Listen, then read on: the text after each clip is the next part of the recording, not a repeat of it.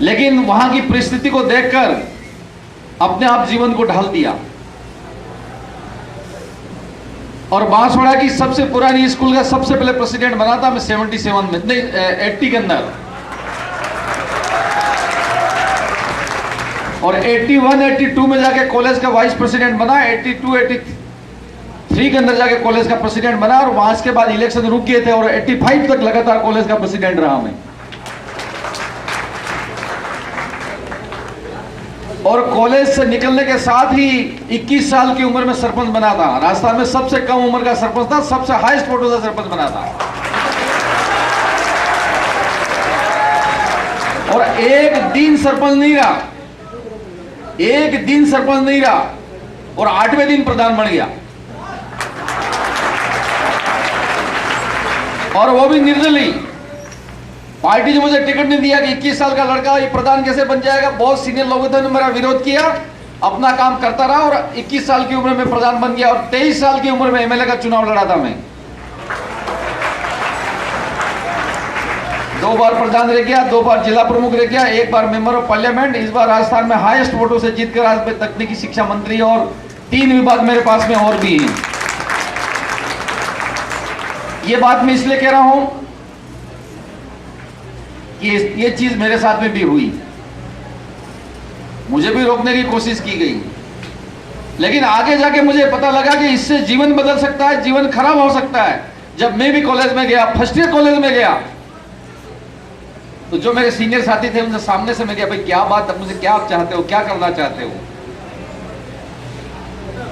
एक न एक दिन सीनियर लोगों ने समझ लिया कि ये काम हमको नहीं करना चाहिए। और मैं जब सीनियर हो गया तब तक राजकीय महाविद्यालय बांसवाड़ा के अंदर इस शब्द को हमने निकाल दिया। मैंने कहा कि कोई भी अगर आपको परेशान करे तो आपको कुछ नहीं बताना, मैं कॉलेज का स्टूडेंट हूं, इस कॉलेज में पढ़ता हूं, इसके अलावा कोई अपना नाम, अपना कोई पता मत बताइए, और एक न एक दिन इसको हम समाप्त करेंगे। वो बिल्कुल आज बांसवाड़ा के अंदर ये तमाम चीजें समाप्त हो गई। आप सिटी में जाके देखेंगे बढ़िया से बढ़िया मॉल बना हुआ है, इसको इतना बढ़िया सुंदर, इसको बढ़िया डेकोर किया हुआ है। किसने किया? लोहार ने, सुतार ने थोड़ी किया। हमारे इस संस्थान में पढ़ने वाला विद्यार्थी ने शिक्षा प्राप्त करने के बाद में इसको डेकोर किया है। और आज हिंदुस्तान की किसी बिल्डिंग, हिंदुस्तान के किसी संस्थान की अमेरिका के संस्थान से तुलना हो रही है, पता नहीं लगता कि इसमें कोई फर्क है, कोई फर्क नहीं लगता। ये इस मुकाम पे इस देश को पहुंचाया है तो विद्यार्थियों, आप जैसे होनहार विद्यार्थियों ने पहुंचाया है। सही है या गलत है ये बात नहीं कह सकता। देश की आजादी के बाद ही पंडित जवाहरलाल जी नेहरू ने नारा दिया था, जय जवान और जय किसान का नारा दिया था, जय जवान और जय किसान का। इसके क्या मायने? आज इस देश के अंदर खाने के लिए अन्न नहीं थे।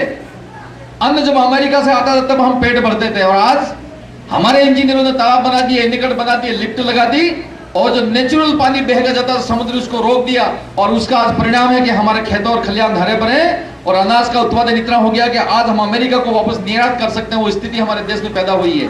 ये भी इंजीनियर लोगों की मेहरबानी है। इसलिए मैं इस अवसर पर ज्यादा कोई बात कहना अच्छा नहीं समझता। हमारे बीच में रामाकांत जी जैसे पुरानी उस पीढ़ी के इंजीनियर हमारे बीच में है। इनसे हम सबको मिलकर शिक्षा लेने की आवश्यकता है। देश ने काफी प्रगति और काफी उन्नति की है, और देश की प्रगति और उन्नति को हम देखें, और दुनिया किस गति के साथ में कहां जा रही है, उस गति के साथ में हमारे देश को, हमारे प्रदेश को हम जोड़ें। यही मैं आज के अवसर पर कहना चाहता हूं। इस बार यह भी एक प्रगति का हिस्सा है कि इंद्र देवता ने काफी हमारे पर मेहरबानी की है। हमारा प्रदेश का धन शिक्षा पे हम खर्च कर पाते थे, हम और जगह खर्च कर देते थे, लेकिन आज प्रगति की हमारे ऊपर काफी मेहरबानी हुई है। जो धन हम और जगह लगाते थे, अब प्रगति की मेहरबानी से हम शिक्षा के ऊपर विशेष ध्यान देंगे, गुणवत्ता के ऊपर ध्यान देंगे। बिल्डिंग नहीं है तो अच्छी बिल्डिंग बने, इसके लिए हम पूरा प्रयास करेंगे। प्लेसमेंट नहीं है, जैसे मैंने कॉरिडोर की बात की है, बांसवाड़ा जिला में भौतिक संसाधन और प्रगति ने इतना प्रचुर मात्रा में धन दिया है कि 50 किलोमीटर बाई 20 किलोमीटर की जमीन रिजर्व करके एक दक्षिणी भारत का कॉरिडोर का सेंटर बांसवाड़ा जिले में बनने जा रहा है। उसको इंजीनियर की आवश्यकता होगी, वो इंजीनियर आपके अंदर से निकल के उस कॉरिडोर को बनाने के लिए वहां पर जाएंगे। ये हमारे मन में तमन्ना लेके हम चलें, तब जाके ये देश, ये प्रदेश आगे बढ़ेगा। एक बार फिर मैं अपनी ओर से तमाम विद्यार्थियों को शुभकामनाएं देता हूं, और जीवन के अंदर एक लक्ष्य बना के चलो। जीवन में लक्ष्य नहीं बनाओगे तो हमारी जिंदगी बेकार है कि मुझे अपने जीवन में क्या बनना है। ये काफी हमारी बेटियां बैठी हुई है। मैं जब मेंबर ऑफ पार्लियामेंट था, एक बात क्या अपनी बात को समाप्त करता हूं, मेंबर ऑफ पार्लियामेंट था, एक लेबर वेलफेयर की कमेटी जा रही थी कलकत्ता, वहां में जा रहा था, हवाई जहाज में बैठ के। दिल्ली से जब हवाई जहाज में बैठा, देखना मेरी कमजोरी, गांव के आदमी कितनी कमजोरी होती है इसको आप देखना, मैं जो एक्सप्लेन कर रहा हूं उसको। जब हवाई जहाज में बैठ गया, अंदर से अनाउंसमेंट आता है कि इस हवाई जहाज को दिल्ली से लगाकर कलकत्ता तक एक लड़की है वो चला के ले जाएगी। मेरे पसीने टपक, एक लड़की भी हवाई जहाज चला सकती है क्या? और वो 2 लड़की हवाई जहाज चला के कलकत्ता तक ले गई, कलकत्ता की धरती पे उतर गया। तब जाके मैंने सपना देखा कि नहीं, इसका मतलब ये हुआ कि गांव की लड़की भी हवाई जहाज चला सकती है। हमारी कितनी बहन बेटियां में बैठी हुई हैं। आप भी अपने जीवन के अंदर एयर होस्टेस तो अब तो बहुत छोटी बात रहेगी, पायलट बनो, कल्पना बनो। और चंद्रमा पे जाके लोग ने कल्पना के ऊपर एक कल्पना कर रहे हैं कि चंद्रमा के ऊपर जाके हम मकान बनाएंगे। ये कल्पना इस संस्थान से पैदा होनी चाहिए, मन की विचारधारा इस संस्थान से पैदा होनी चाहिए कि मैं यहां से पढ़कर चंद्रमा के ऊपर जाके मकान बनाऊंगा। मैं यही बात कहता हूं, मेरी बात को यह समाप्त करता हूं। बहुत बहुत धन्यवाद।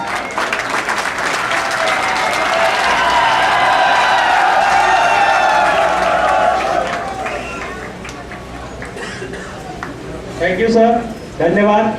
हम सभी कोशिश करेंगे कि आपके अनुभवों को जो हमने सुना है उसे अपने जीवन में अनुवाद करने की कोशिश करें। और धन्यवाद है आपकी उपस्थिति के लिए कि आपने अपने व्यस्तम समय से इस कॉलेज को इतना समय दिया, अपने अनुभव बांटे। आज का दिन हमारे कॉलेज के लिए 2 रूपों में 2 तरह से बहुत अविस्मरणीय है।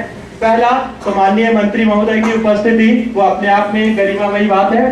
दूसरी चीज, एक ऐसे अभियान की शुरुआत आज से होने जा रही है जिससे रैगिंग से जुड़े हुए सारे अपवाद और सारी बातें खंडित हो जाएंगी, खत्म हो जाएंगी।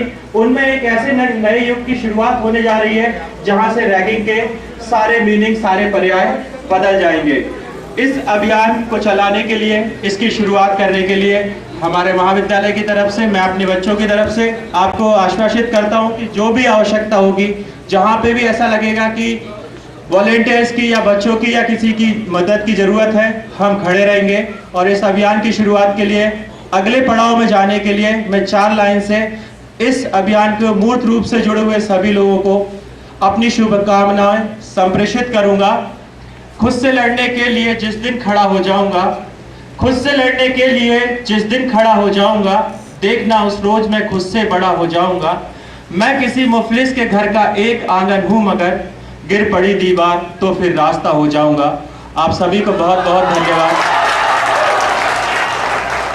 अगले पड़ाव पर हमारे कॉलेज की तरफ से कुछ सांस्कृतिक प्रस्तुतियां हैं और ये सांस्कृतिक प्रस्तुतियां महज सांस्कृतिक प्रस्तुतियां ना होके ये इस कार्यक्रम की पूरे हिंदुस्तान में फैलने का और फैलाने का एक आगाज है।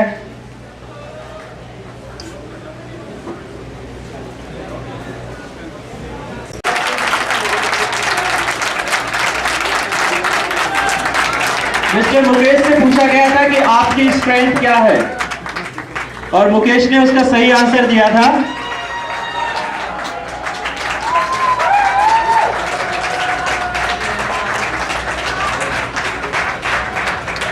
Congratulation mister Mukesh. आप कार्यक्रम की शुरुआत करने जा रहे हैं एक स्वागत गीत से।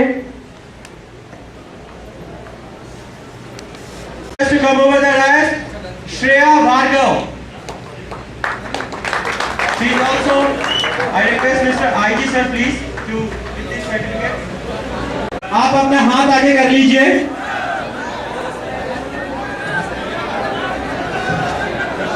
सभी अपना अपना नाम बोलेंगे।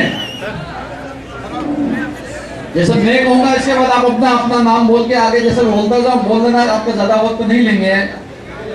मैं अपने माता पिता गुरुजनों को साक्षी मानकर शपथ लेता हूं कि रैगिंग नहीं करूंगा या नहीं करूंगा। रैगिंग के माध्यम से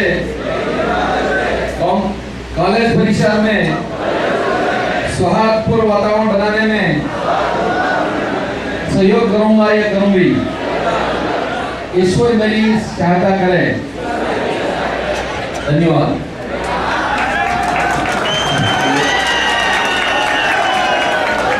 Sir, on the behalf of our college family, we all are thankful to you for your kind presence.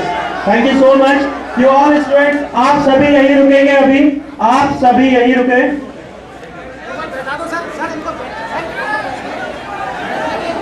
आप लोग सभी अपने अपने सीट पे बैठिए।